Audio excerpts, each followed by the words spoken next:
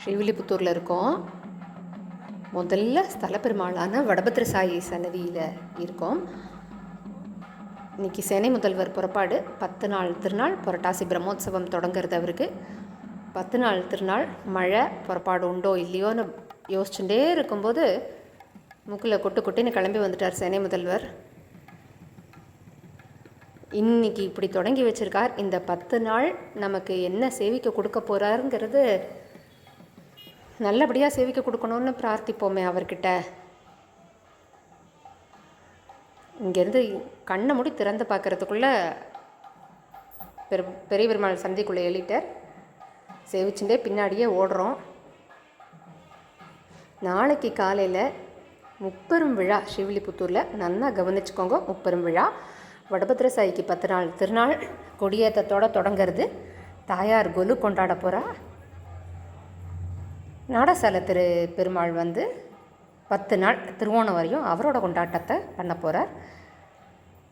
இவர் வடபத்திரசாயிக்கு நாளைக்கு 9லேருந்து 10:30க்குள்ளே கொடியேற்றம்னு சொல்லியிருக்கா.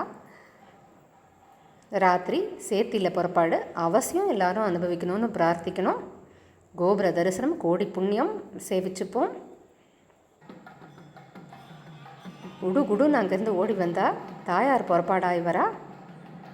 அழகான சேவை தாயார் மட்டும் எழுறா கொலுவில்.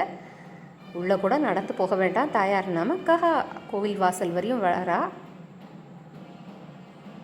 10 நாளும் வாசல்லையே நின்று சேவிக்கலாம். திருவாராதனம், படியேற்ற சேவை, அரைய திருவடியை சேவிச்சுக்கோங்க. இந்த திருவடிக்காகத்தான் நம்ம பாடுபடுறோம். அரையர் சுவாமியோட படியேற்ற சேவை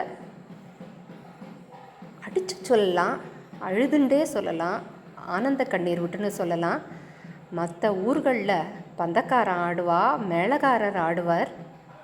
எல்லாருமே ஆடி ஆடி எழும்போது இந்த ஊரில் எங்கள் அம்மா முட்டி போட்டு அரையர் சுவாமி தாளம் தட்டும்போது இவ ஆடி ஆடி கேட்குறா. வடபத்திரசாயி ஆடி ஆடி கேட்குறார். படியேற்ற சேவையை அவசியம் எல்லாரும் அனுபவிக்கணும்னு பிரார்த்திக்கிறோம். கற்பூரம் ஆறுது ஆண்டாளுக்கு.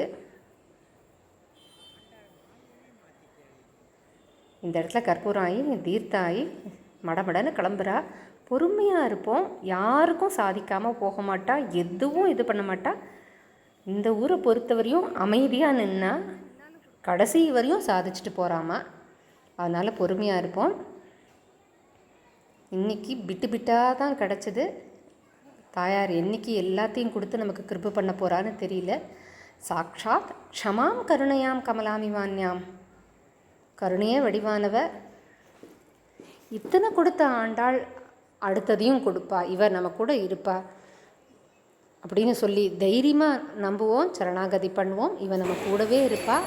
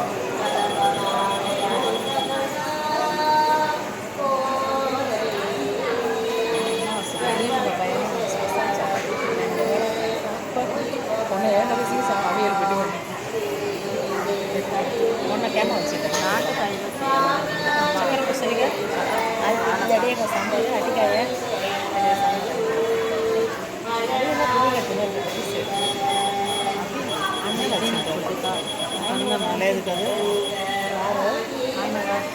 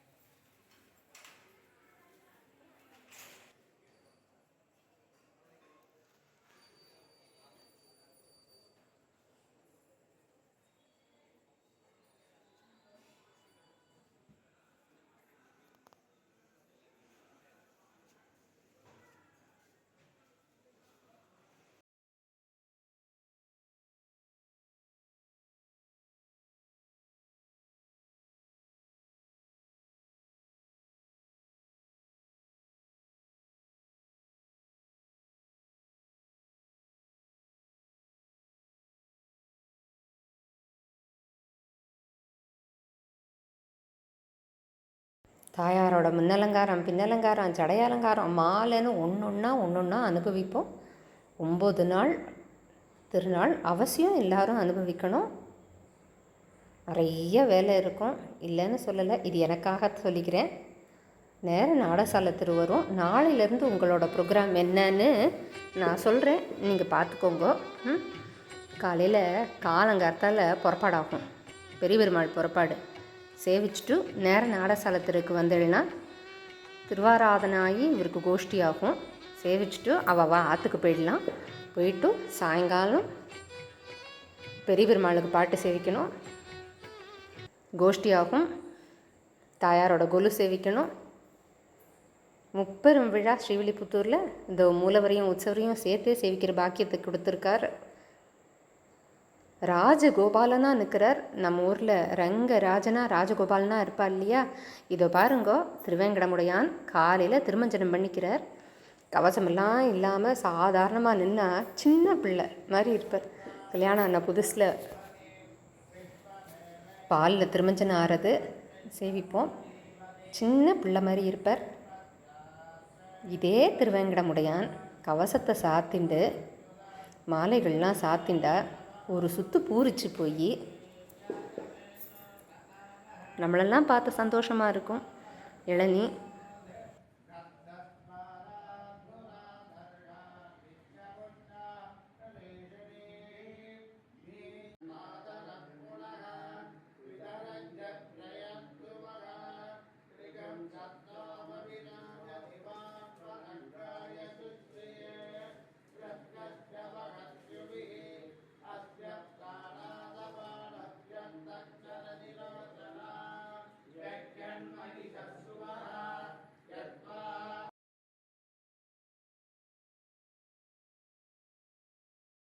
விதவிதமான திருக்கோலத்தில் சேவை சாதிக்க போகிறார். எல்லாரும் அவசியமாக அனுபவிக்கணுமா பிரார்த்திக்கிறோம்.